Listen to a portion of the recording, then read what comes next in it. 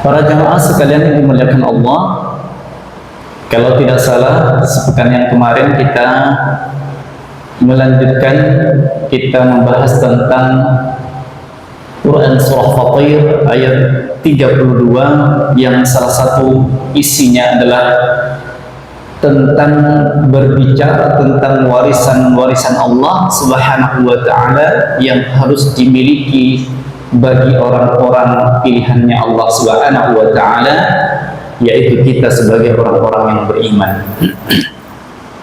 Dan kemarin kita review kembali bahwa ada 3 golongan yang mewarisi Quran ini yang disebutkan di dalam surah Fatir ayat 32. Yang pertama adalah golongan orang-orang zalim. Bukan berarti dia tidak beriman, dia beriman, hanya saja nafsunya mengalahkan imannya kepada Allah Subhanahu wa Ta'ala. Kemudian yang kedua, golongan yang kedua disampaikan oleh Allah adalah golongan orang-orang pertengahan, yaitu golongan orang-orang yang sifatnya hanya sekedar menggugurkan kewajibannya dan kemudian meninggalkan semua yang dilarang Allah tanpa meningkatkan kualitas daripada ibadahnya, yaitu sunnah-sunnah daripada Rasulullah SAW. Orang-orang yang enggan dengan sunnah maka dikatakan sebagai orang-orang golongan mutawassit atau pertengahan. Dan yang ketiga, saudara-saudaraku yang dimuliakan Allah, golongan yang sangat dicintai oleh Allah, yaitu golongan orang-orang yang disebut dengan sabiqum bil khairat, yaitu mereka berlomba-lomba atau terdepan dalam melakukan kebaikan karena Allah Azza wa Jalla. Mudah-mudahan kita ini adalah bagian yang termasuk dikatakan sabiqum bil khairat, karena hari ini meskipun hujan deras, Allah Subhanahu wa Ta'ala masih meringankan bagi kita untuk senantiasa melaksanakan ibadah salat subuh yang dikatakan oleh Rasulullah bagian daripada tanda-tanda orang yang selain orang-orang munafik. Mudah-mudahan dikatakan oleh Rasulullah SAW kita adalah orang-orang yang dicintai oleh Rasulullah SAW. Amin Allahumma amin. Para jamaah sekalian yang dimuliakan Allah, menyambung terkait materi tentang hamba-hamba pilihan, yaitu orang-orang yang mewarisi Al-Quran, maka penting bagi kita untuk kemudian semakin mencintai Al-Quran, sehingga kita patut untuk mengetahui apa saja karomah. Kalau bahasa orang-orang dulu itu Pak, ada istilahnya karomah atau kemuliaan. Kemuliaan apa yang Allah Subhanahu wa Ta'ala akan berikan kepada hamba-hamba pilihan, yaitu hamba-hamba yang menjaga Al-Quran ini dan kemudian hamba-hamba yang menjadikan Quran ini sebagai pedoman hidupnya, pemimpin di dalam hidupnya, serta sebagai cahaya di dalam kehidupannya. Maka seorang sahabat radhiyallahu anhu, yaitu Ibnu Salah, dalam sebuah fatwanya mengatakan, qiraatul Quran karamatun akramahuma Allahul bashar, akramallahu bihal bashar, bahwa orang-orang yang membaca Al-Quran itu memiliki karamah atau kemuliaan yang Allah Subhanahu wa Ta'ala akan muliakan orang-orang ini. Faqad warada anna al-malaika lam yu'tau dhalik wa annaha harisun li dhalik ala istima'i minal ins. Bahwa dikatakan malaikat-malaikat Allah Subhanahu wa Ta'ala saja itu tidak diberikan keistimewaan seperti ini, dan bahkan para malaikat-malaikat ini kemudian bersungguh-sungguh ketika ada di antara kita orang-orang yang beriman ini membaca Al-Quran. Malaikat-malaikat Allah Subhanahu wa taala turun dari langit menemui hamba-hamba Allah Subhanahu wa taala yang di dalamnya adalah majelis ilmu yang dibacakan di situ ayat-ayat suci Al-Qur'an dan kemudian ditadabburinya dan dibahas bersama-sama. Masya Allah. Bahkan dalam sebuah riwayat dikatakan malaikat-malaikat ini berputar-putar dan mengajak para teman-temannya yang lain untuk menyaksikan betapa luar biasanya Quran yang dibaca, dan mereka iri terhadap mereka yang senantiasa membaca Al-Quran dengan baik ini. Masya Allah. Ini adalah kemuliaan yang dimiliki oleh seseorang yang membaca Al-Quran, tidak dimiliki oleh malaikat-malaikat Allah. Kemudian Bapak dan Ibu sekalian yang dimuliakan Allah, minimal ada 3 kemuliaan yang akan kita dapatkan bagi mereka yang terinstal Al-Quran di dalam hatinya. Yang pertama adalah karamah fid dunya, yang kedua karamah fil barzakh, dan yang ketiga karamah fil ukhra atau karamah di akhirat. Mari kita lihat Bapak dan Ibu sekalian yang dimuliakan Allah Subhanahu wa taala, apa yang dimaksud dengan karamah di dunia? Kemuliaan apa yang Allah Subhanahu wa taala berikan kepada kita bagi kita yang senantiasa menjaga Quran ini dengan baik? Ada beberapa hadis yang berbicara tentang keutamaan-keutamaan. Nah, salah satunya mungkin sering kita dengar di dalam sebuah hadis, ya, bahwa khairukum man ta'allama al-Qur'an wa 'allamah.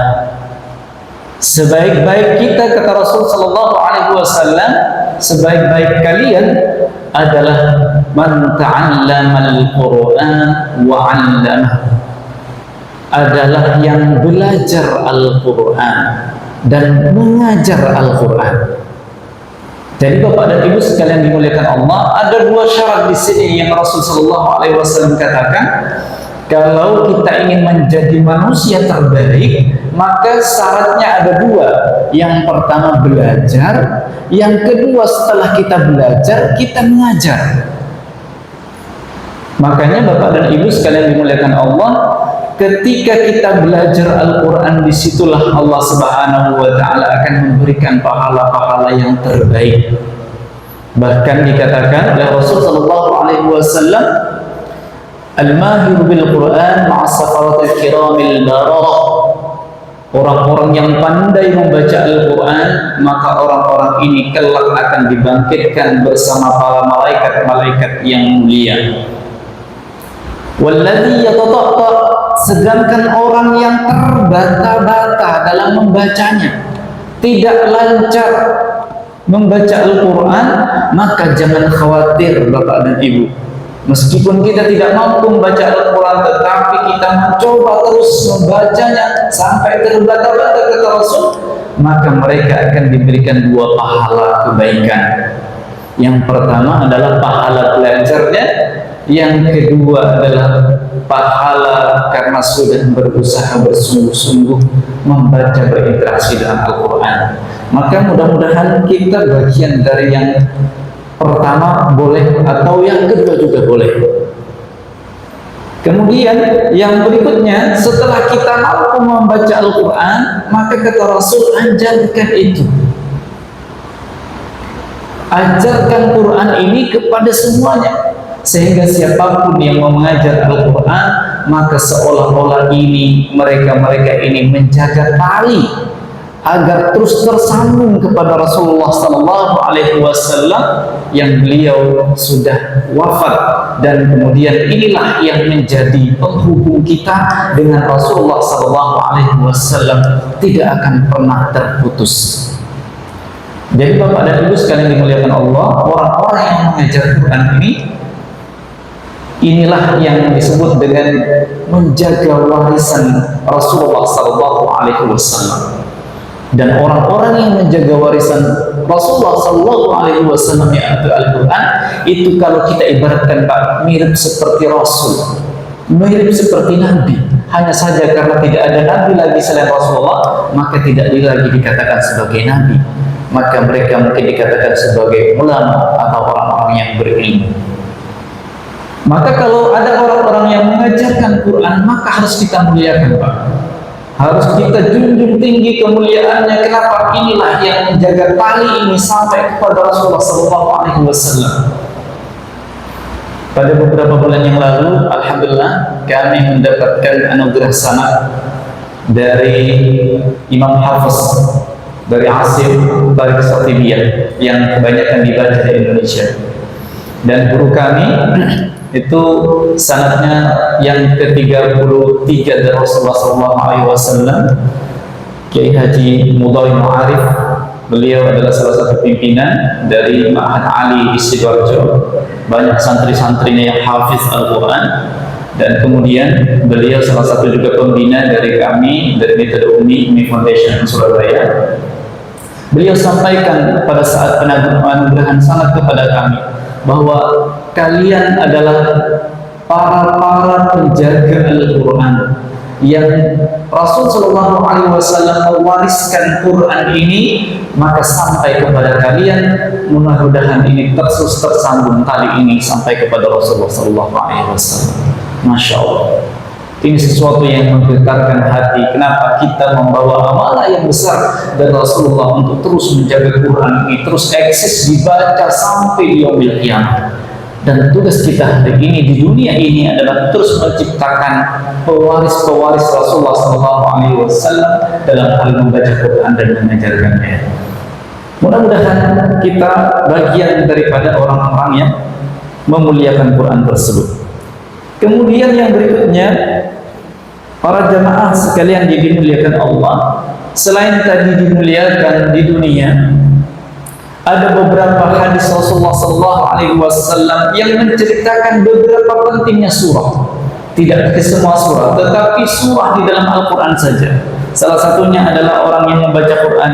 Man qara'a tabarakalladzi biyadihi al-mulk kulla lailatin man'allahu biha min 'adzabil qabr. Inna surata min al-Quran 30 ayatan syafa'at li rajulin hatta ghufira lahu hiya tabarakalladzi biyadihi al-mulk. Kata Rasul sallallahu alaihi wasallam, siapa yang membaca tabarakalladzi biyadihi al-mulk, surah tabarak atau kita sebut dengan surah al-mulk, kulla lailatin, setiap malam, mana'allahu biha min 'adzabil qabr, maka Allah Subhanahu wa taala akan menjaganya dari azab kubur. Di kubur itu Pak, ada nikmat kubur, ada siksa kubur. Nah, kalau kita ingin dihindari dari azab kubur, maka kata Rasul, baca surah Tabarak sebelum tidur setiap malam. Ini surah Tabarak hanya satu surah saja bisa menjaga dirinya dari siksa kubur. Lantas bagaimana dengan orang yang hafal 30 juz Ustaz? Menjaga apa saja? Masya Allah. Apalagi orang-orang yang hafal 30 juz. Bukan hanya siksa kubur yang mereka dapat, bukan hanya nikmat kubur, tetapi segala nikmat yang Allah Subhanahu wa taala gambarkan nanti di surga, itu sebagiannya didapatkan di dalam kuburnya. Selain mendapatkan nikmat kubur tadi, Allah Subhanahu wa taala mengampuninya. Dosa-dosanya diampuni, Pak. Masya Allah. Hanya dengan membaca surah Tabarak, ayatnya 30 ayat. Ini yang Allah Subhanahu wa taala berikan di dalam nanti kita yang menjaga Al-Quran sebagai karamah kita nanti di kuburan kita, insya Allah. Kemudian yang berikutnya Pak, ini hadis Rasulullah SAW, "Idza mata hamilul Qur'an awha Allahu ila al-ardi li akli hamlihi, qala fataqulu al-ard wa kaifa akul lahmihi wa kalamuka fi jawfi." Nanti dikubur Pak. Tadi kalau di dunia banyak Pak. Kalau di dunia sebelum masuk ke kubur, apa manfaat di dunia Ustaz? Manfaat di dunia orang yang membaca Quran ini, pertama Pak, menjadi orang yang paling di depan. Kok bisa Ustaz?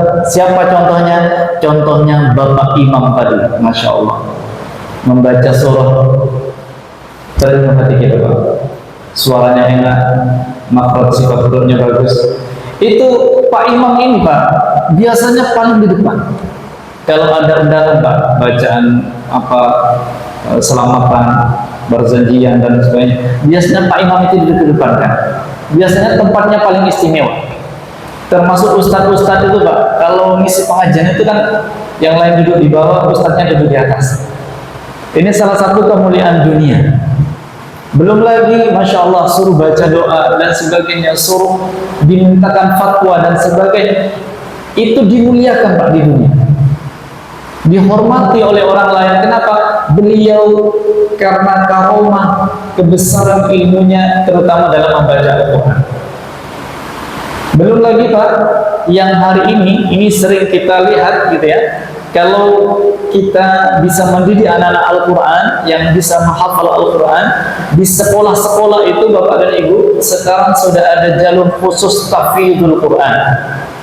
Bahkan konon informasinya dari Dinas Pendidikan itu termasuk nilai yang tertinggi di antara sekian prestasi. Kalau nggak salah sekitar 40 poin. Kalau anak-anak kita mau masuk ke SMP negeri atau SMA negeri pilihan, bahkan ke perguruan tinggi, itu didahulukan yang hafal Al-Quran Pak. Bahkan sekarang juga termasuk masuk di beberapa instansi, ya, kepolisian atau tentara dan sebagainya, itu dicari yang hafal Al-Quran, jalur khusus. Ini yang Allah Subhanahu wa Ta'ala berikan karomah di dunia bagi orang-orang yang menghafal Al-Quran. Dan banyak lagi yang lain, termasuk ada dulu itu viral Pak, di beberapa Pertalite atau di Pertamina pembensin gitu ya, yang lagi viral hari ini, itu ada diskon khusus bagi yang hafal 1 juz, silahkan ngisi pertama gratis atau Pertalite gratis kayak gitu. Bahkan nggak mau kalah, di warung-warung kecil Pak ditulis gratis makan bagi yang hafal Al-Quran 1 juz. Nggak tahu apa dites bangga, ngaku-ngaku atau tidak gitu. Yang jelas orang-orang Pak sudah mulai memahami bahwa Quran ini adalah sesuatu yang penting untuk senantiasa dijaga, dan orang-orang ini merasa bahwa siapapun yang menghafal Al-Quran itu harus dimuliakan.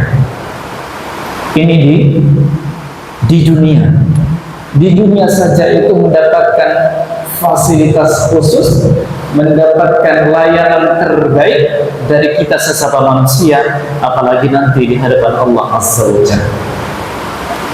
Kemudian yang kedua tadi, manfaat di dunia yang sudah kita sampaikan. Kemudian yang manfaat karomah yang kedua adalah di yaumil barzakh. Barzakh itu Pak, pemisah antara kehidupan dunia hari ini dengan hari akhir nanti. Itu di tengah-tengahnya adalah barzakh atau pembatas, yang siapapun masuk ke dalam barzakh ini dia tidak akan kembali hidup dan tidak bisa ketemu dengan akhirat, dan atau kita sebut dengan alam kubur.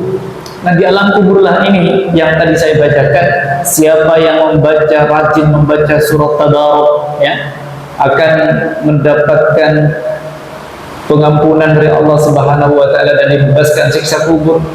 Bahkan dalam hadis yang lain Rasulullah SAW itu tidak tidur kecuali membaca beberapa surah-surah dalam Al-Quran, ya. Masya Allah, luar biasa.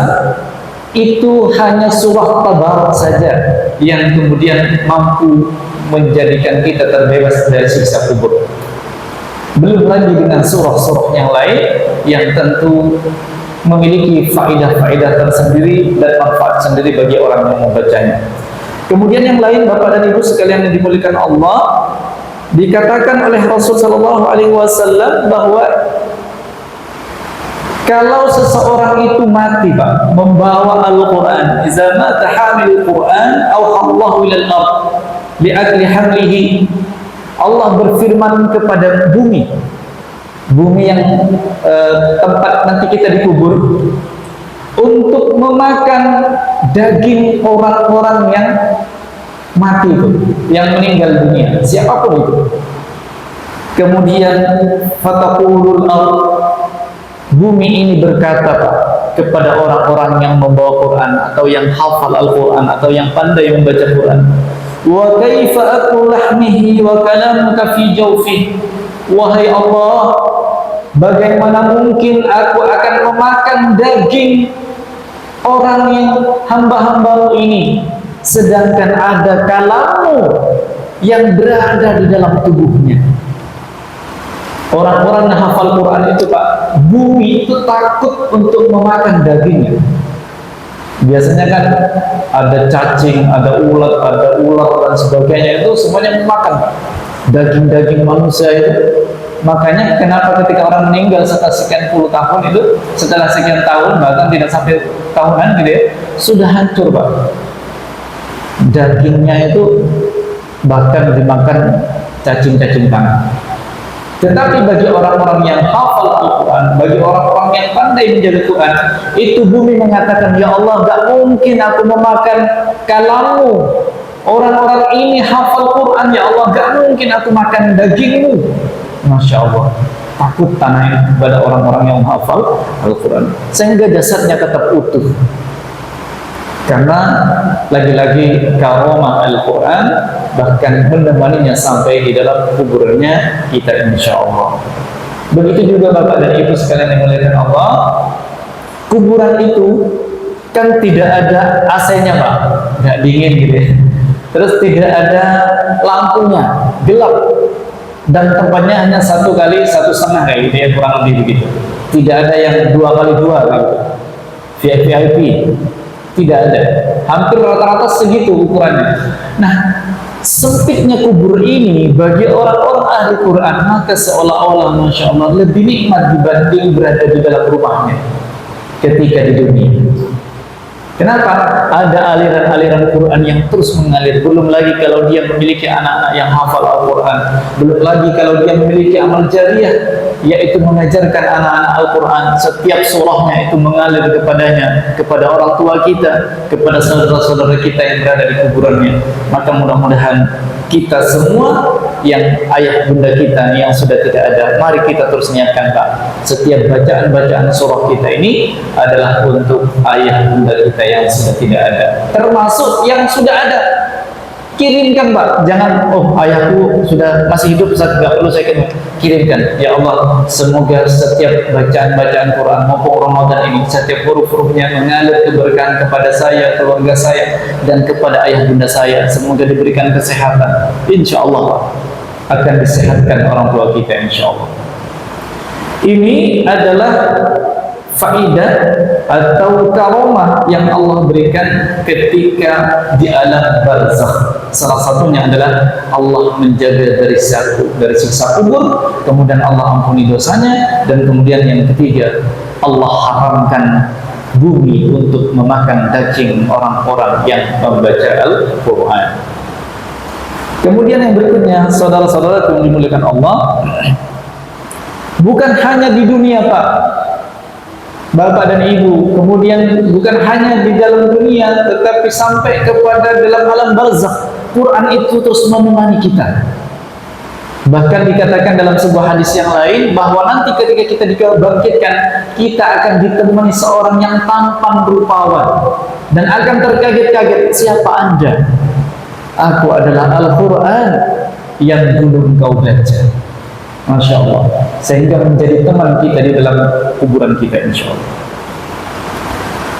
Kemudian karomah yang lain, Bapak dan Ibu sekalian dimuliakan Allah, ini diriwayatkan oleh Imam Muslim, yuqalu sahibil Quran iqra wartaqi warattil kama kunta turattil fid dunya fa inna manzilataka 'inda akhir ayati taqra'uha.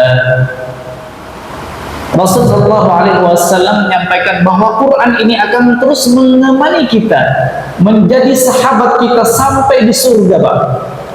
Jadi di dunia kita ditemani Quran, kemudian di alam barzakh kita ditemani Quran, sampai di surga itu tidak ditinggal sama Quran Pak.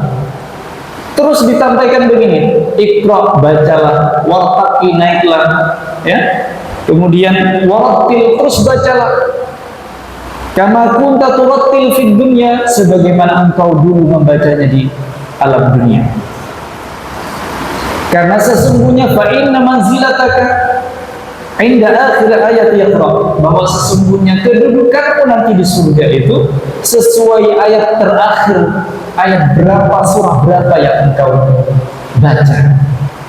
Masya Allah, ini sesuatu yang luar biasa Pak. Ketika kita mampu membaca Quran, mendawamkan Quran, maka surga kita itu terus naik sampai kepada surga yang tertinggi di hadapan Allah Azza wa Jalla. Ya, dalam ayat yang lain Rasulullah SAW juga mengatakan, sami'tu Rasulullah SAW qala iqra'ul Qur'an fa innahu ya'ti yaumal qiyamah syafi'an li ashabi. Bacalah Al-Quran, karena sesungguhnya Al-Quran ini akan menjadi sahabat kita di yaumil qiyamah. Bahkan dikatakan di dalam hadis yang lain, man qara'a al-Qur'an wa 'amila bima fihi albisa walidahu tajan yaumal qiyamah. Siapa yang membaca Al-Qur'an wa 'amila bima fihi, dan kemudian mengamalkan apa yang dibacanya itu, albisa walidahu tajan yaumal qiyamah, bahwa mereka nanti akan memakaikan mahkota kepada orang tuanya pada hari kiamat. Dan mahkota yang dimaksud itu Bapak dan Ibu, itu Masya Allah, kalau kita lihat hari ini Bapak-bapak dan Ibu-ibu, kalau sudah Al-Quran itu biasanya anak-anak kita itu datang kepada kita memberikan hadiah semacam mahkota-mahkotaan yang kalau harganya maksimal kayaknya 50.000 atau bisa jadi 100.000, agak mahal gitu ya. Itu dipakaikan Pak kepada kita yang anaknya lulus wisuda Al-Quran. Itu Masya Allah, kita senangnya minta ampun, bahkan menetes air mata kita karena anak-anak kita sudah bangga membaca Al-Quran di dunia dan memberikan mahkota kepada kita. Padahal berapa harga mahkotanya Pak? Harga mahkotanya hanya sekitar 50, bahkan paling mahal 100.000. Itu Masya Allah, betapa luar biasanya kita. Dan nanti di yaumil qiyamah kata Rasul, mahkota yang akan diberikan kepada kita selaku orang tua daripada anak-anak kita yang bagus membaca Qur'annya itu, mahkotanya itu cahayanya lebih bercahaya dibandingkan sinar matahari Pak. Masya Allah. Dan bahkan lebih mulia, lebih besar ya daripada emas. Dan bahkan bukan hanya mahkota, tetapi anak-anak kita akan memakaikan jubah kebesaran dan keanggunan sebagai tanda cintanya Allah Subhanahu wa taala kepada anak itu dan kebanggaan kepada orang tuanya di yaumil qiyamah. Kalau kita lihat hari ini Pak, berapa harga baju yang paling mahal kita miliki? Paling 500.000 atau 1 juta ya. Hampir tidak ada kita yang memakai baju yang harga 20 juta gitu ya. Wallahu alam kalau di BDS mungkin mahal-mahal sebenarnya. Paling mahal itu biasanya baju-baju istri kita, karena belanjanya online, tinggal datang transfer ya, nggak tahu berapa biayanya gitu ya. Itu Masya Allah, senangnya ketika pakai baju itu, gagahnya dia berjalan, seolah-olah baju itu tembus peluru gitu ya, seolah-olah itu baju yang kemudian tidak tembus dengan air hujan. Padahal sama saja Pak, baju yang mahal dengan yang biasa itu sama saja. Fungsinya adalah bagaimana menutup aurat dan menjadikan kemuliaan bagi seorang. Tetapi nanti di yaumil qiyamah, mahkota dan juga baju itu seperti seorang raja yang diberikan di singgasana kepada orang tua kita yang karena kemuliaan karomah daripada anak kita yang membaca Al-Quran. Dan bahkan dikatakan oleh Rasulullah SAW, kelak di yaumil qiyamah, Quran ini yang dibaca oleh anak-anak kita atau oleh kita untuk keluarga kita itu akan mensyafaati 70 orang keluarga kita terbaik Pak. Jadi kalau 70 itu, kalau katakan kita lihat berapa ini keluarga inti kita, ada bapak, ibu, anak dan sebagainya, itu tambah kakek dan nenek sampai keluarga-keluarga terdekat itu diberikan syafaat yang barangkali semula tidak ditemukan mereka di dalam surganya Allah Subhanahu wa taala. Nah, berkat anak-anak kita yang hebat dalam baca Quran ini, kemudian dikatakan, ayo cari siapa di antara keluargamu yang diberikan syafaat untuk masuk ke dalam surganya Allah Subhanahu wa taala. Ini adalah karomah, kemuliaan yang Allah Subhanahu wa taala berikan kepada orang-orang yang membaca Al-Quran. Bahkan dikatakan oleh Rasulullah SAW, Inna lillahi ahalina minan nas. Qalu man hum ya Rasulullah? Ya Rasulullah, man hum? Qalu ahlul Qur'an wa khasatuh. Qala ahlul Qur'an wa khasatuh. Suatu ketika Rasulullah SAW bertanya kepada para sahabat, sesungguhnya kata Allah, sesungguhnya kata Rasulullah SAW, Inna lillahi ahalina minan nas, bahwa Allah itu punya keluarga minan nas, di antara manusia-manusia. Yang dimaksud keluarga itu Bapak dan Ibu bukan seperti keluarga saudara-saudara kita yang Nasara ya. Ada anak Tuhan kayak gitu-gitu, tidak. Tetapi yang dimaksud adalah orang-orang yang dianggap paling dekat dengan Allah. Terus para sahabat bertanya, siapa mereka ya Rasulullah SAW? Siapa yang dikatakan keluarganya Allah Subhanahu wa taala? Kata Rasulullah SAW, ahlul Quran. Orang-orang yang dikatakan sebagai orang-orang yang keluarganya Allah itu nanti adalah ahlul Quran, orang-orang yang ahli di dalam Al-Quran. Wa khasatuh, mereka ini punya keistimewaan di depan Allah Azza wa Jal karena Quran yang sudah mereka pelajari.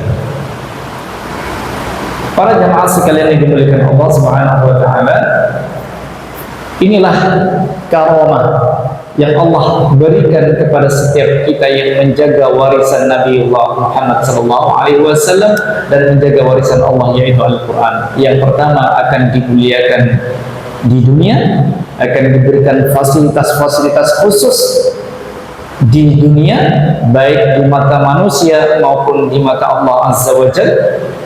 Kemudian dibangga-banggakan, disebut-sebut namanya di hadapan para malaikat-malaikat Allah Subhanahu wa taala. Para malaikat-malaikat kemudian berkeliling-keliling mencari orang-orang yang membaca Quran, mentadabburinya dan mengamalkannya, bahkan memanggil saudara-saudaranya.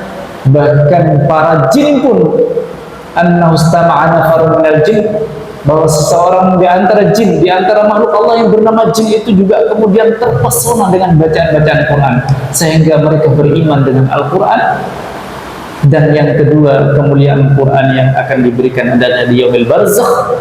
Orang-orang ini akan dijaga oleh Allah dari siksa kuburnya, kemudian diampuni dosa-dosanya, dan setiap pahala yang dibaca oleh anak-anak kita yang menghafal Al-Quran akan menjadi cahaya dan juga menemani di dalam kuburnya, sehingga kuburnya akan menjadi nikmat yang begitu luar biasa sebagai gambaran daripada surganya Allah Subhanahu wa taala. Dan nanti orang-orang ini bukan hanya di dunia, di dalam barzakh, tetapi sampai di surga, orang-orang yang hafal Al-Quran, membaca Quran, mengamalkan Al-Quran, itu akan ditemaninya sampai kepada surga yang tertinggi yang dia baca. Oleh sebab itu, saudara-saudara yang dimuliakan Allah, mari terus di bulan baik ini, di mana seluruh pahala dilipat gandakan, di momentum yang berbahagia ini, teruslah kita berinteraksi dengan Quran, sehingga setiap kita berinteraksi dengan Al-Quran, setiap hurufnya itu diberikan pahala 10 kebaikan. Itu di luar Ramadan, satu huruf adalah 10 kebaikan. Rasul tidak mengatakan alif lam mim sebagai satu huruf, tetapi alifun harfun, wa lamun harfun, wa mimun harfun. Alif itu satu huruf, lam itu satu huruf, dan mim itu satu huruf. 10 kebaikan, masing-masing adalah 30 kebaikan. Coba bayangkan, seandainya kita dalam satu hari mampu mengkhatamkan satu juz saja, berapa puluh huruf, berapa ratus huruf yang kemudian kita lafalkan. Maka mudah-mudahan dengan terus kita membaca Quran, Allah Subhanahu wa taala, baik yang mahir maupun yang terbata-bata, maka seolah-olah kita telah menjaga interaksi kita dengan Al-Quran. Jangan khawatir Bapak dan Ibu, bagi kita yang belum pandai membaca Quran, jangan kemudian berputus asa. Karena bisa jadi Allah Subhanahu wa taala tidak memberikan kepada kita kemampuan membaca Al-Quran dengan baik hari ini, tetapi Allah senang melihat kita terus berinteraksi setiap saat dengan Al-Quran. Setiap hurufnya Allah ingin dengarkan dari kita, sehingga sampai suatu saat nanti ketika kita tidak lagi membaca Quran, kemudian Allah mengatakan, mana si fulan yang dulunya terbata-bata membaca Quran, sudah tidak terdengar lagi bacaan Quran. Inilah yang dirindukan Allah dari kita yang belum pandai membaca Quran, sehingga mereka diberikan 2 pahala. Sedangkan bagi kita yang mahir, teruslah belajar dan teruslah belajar. Semoga dengan terus belajar ini kita menjadi hamba-hamba Allah Subhanahu wa taala yang dimuliakan bersama Al-Qur'an. Syukur-syukur diwafatkan bersama Al-Qur'an dan ditemani di surganya Allah Subhanahu wa taala bersama Al-Qur'an. Amin Allahumma amin. Mari kita berdoa kepada Allah, semoga Allah Subhanahu wa taala jadikan diri kita, keluarga kita, anak kita sebagai ahli Al-Quran, sebagai orang-orang yang senantiasa mempelajari Al-Quran, dan kemudian mudah-mudahan dijadikan anak-anak kita adalah generasi Qurani, yaitu yang senantiasa menjadikan dalam ruh hidupnya, tuntunannya, pimpinannya adalah Al-Quran. Amin Allahumma amin.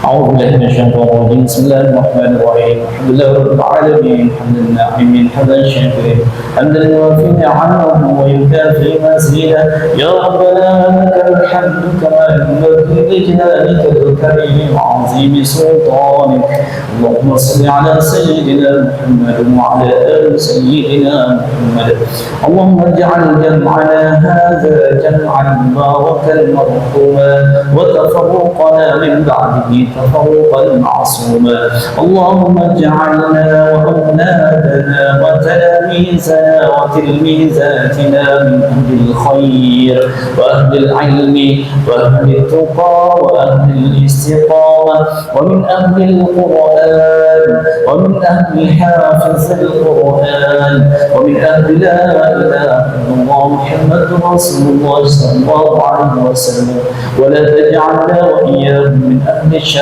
والضير اللهم أرنا الحق حقا وارزقنا اتباعه وأرنا الباطل باطلا وارزقنا اجتنابه ربنا هب لنا من الصالحين ربنا هب لنا من الصالحين ربنا آتنا في الدنيا حسنة وفي الآخرة حسنة وقنا عذاب النار وصلى الله على سيدنا محمد وعلى آله وصحبه وسلم والحمد لله رب العالمين. Terima kasih Bapak dan Ibu. Wassalamualaikum warahmatullahi wabarakatuh.